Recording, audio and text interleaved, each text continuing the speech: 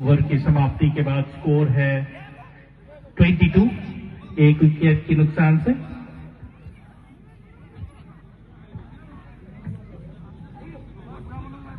अभी भी 2 ओवर बचे हैं इस मैच में। टारगेट सेट करेगा एमएलए 11 और 2 रन लेने की कोशिश, वहां पर अच्छी रनिंग बिटवीन द विकेट, वहां पर 2 रन आसानी से प्राप्त किया वहां पर।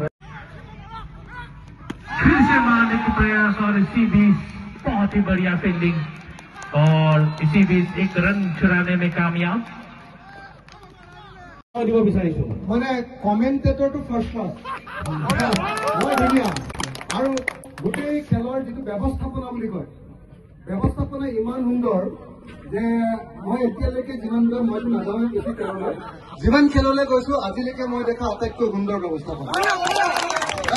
উদ্যোক্তাসকলক ধন্যবাদ জনাইছো আৰু ধন্যবাদ জনাই মাত্ৰ মই এটাই কথা ক'ব খুজিছো, যিহেতু মই ইয়ালৈ আহিলো, এই খেলখনৰ যিটো চেম্পিয়ন টিম হ'ব সেই চেম্পিয়ন টিমটো মোৰ পিনৰ পৰা 10,000 টকা এটা মই প্ৰাইজ বুলি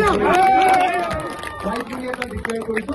10,000 টকা এটা যিদিনা ফাইনেল কোনদিনা হ'ব 19 তাৰিখৰ দিনা 10,000 টকা এটা মই কমিটিৰ হাতলৈ পঠিয়াই দিম।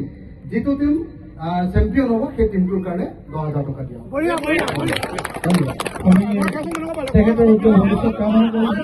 আজি আমাৰ যিসকল অধ্যক্ষই আজি খুব সুন্দৰকে খেলিলে, তেখেতসকলক ধন্যবাদ নিদিলে মোক ৰাস্তাত আকৌ পিটিবগে পাৰে। গতিকে সকলোকে ধন্যবাদ জনাইছো, খুব সুন্দৰ খেলিলে আৰু কেইজনমানৰো কঁকাল ভাগিব বুলি ভাবিছিলো, বাচি আহিছে।